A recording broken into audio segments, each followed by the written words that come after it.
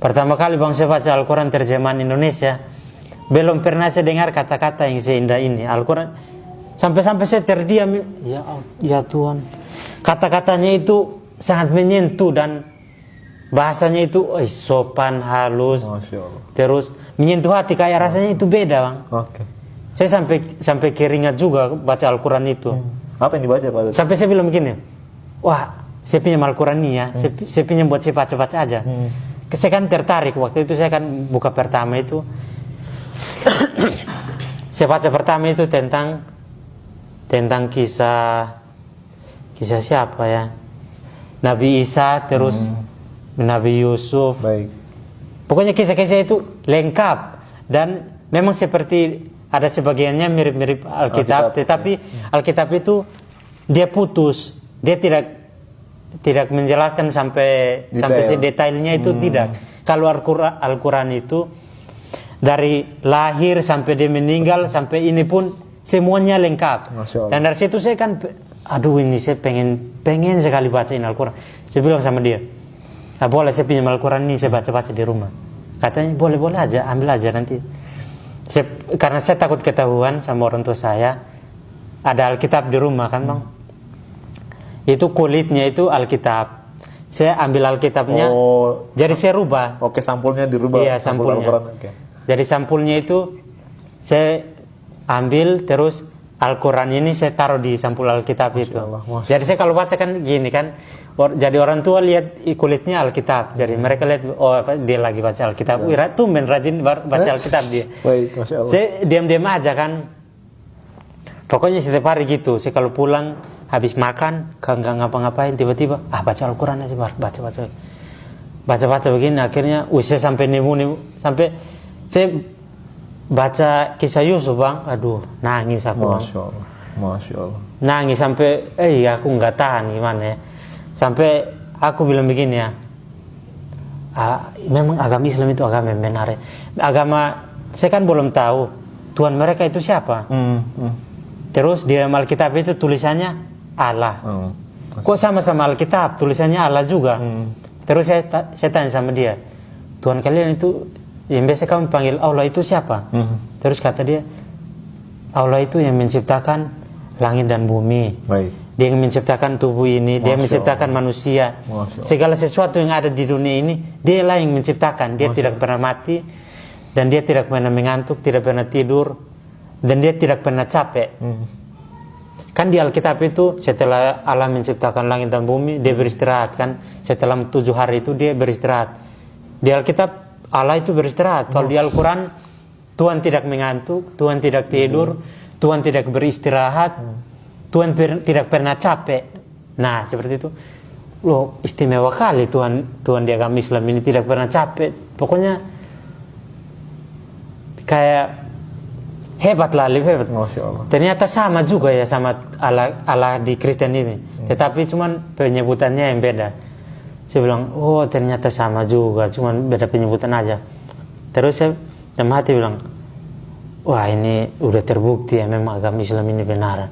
Itu dalam hati saya kayak gini bang. Terus saya debat lagi sama orang tua saya kan. Saya ingin menyampaikan apa yang disampaikan sama dia, ya, sama Sair ini, biar orang tua saya itu ngebantah. Saya gitu. ngajakin masuk Islam dulu. Enggak. Oh gitu. Saya pengennya orang tua itu mereka terbuka juga seperti saya, apa yang saya rasakan. Oke. Biar nanti mereka ini hatinya terbuka, terus mereka masuk Islam, baru saya masuk Islam. Karena saya malu bang, kalau misalkan saya masuk Islam duluan, terus ketahuan sama keluarga, sama teman-teman, pasti yang pertama saya malu, yang kedua saya diusir, pasti. Yang ketiga dipukul, terus saya nggak tahu mau ngapain lagi bang. Sekolah saya putus. Saya kan pikir masa depan juga bang, wah ini saya kan masih sekolah. Terus setiap hari seperti itu bang, saya mau masuk Islam tapi ragu gitu. Saya ditambah lagi, saya pulang sekolah itu ke rumah dia. Terus dia kan punya HP Android. Saya kan sama sekali nggak punya HP bang. Itu HP saya itu, HP jadul, HP Nokia bang, buat telepon doang, nggak bisa internetan. Punya dia HP internetan. Jadi diputarnya film-film Islamik. Baik, Masya Allah. Yang pertama kali saya nonton itu film Islamik itu Nabi Sulaiman bang. Masya Allah. Yang dia punya kekayaan melimpah. Terus ada Ratu Balkis Ratu yang mau, Bilqis. ya Ratu Balkis. Oke. Terus Nabi Sulaiman ini bisa menundukkan jin. Betul. Dia bisa memerintahkan hewan, semua hewan dia bisa berbicara juga. Pokoknya istimewa lah. Pokoknya saya nonton kisah Nabi Sulaiman, aduh, tertarik juga bang. Saya kayak, aduh, mau nangis-nangis gimana. Jadi saya bilang, aduh ini, pokoknya Islam agama yang benar lah. Masya Allah. Mulai dari situ saya punya tekad bang. Saya punya tekad. Saya debat dulu sama orang tua saya. Mereka harus masuk Islam duluan. Kalau orang tua saya udah masuk Islam berarti udah kuat bang. Saya masuk Islam, gak ada yang bisa mau usir saya. Gak ada. Sekolah saya nggak putus. Terus saya nggak bakalan malu. Orang tua saya aja udah masuk Islam, ngapain malu kan? Tapi begitu saya debat sama orang tua saya, kamu mulai kurang ajar ya sama orang tua. kamu mulai kurang ajar sama orang tua. Lama-lama nanti kamu masuk Islam, saya lihat ini. Kalau kamu masuk Islam, kau lihat aja nanti. Bapak gantung, baru bapak pukul.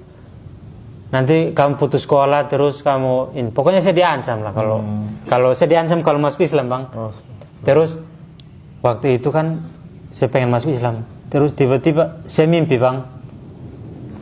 Saya mimpi dalam suatu majelis. Ini majelisnya majelis gereja bang.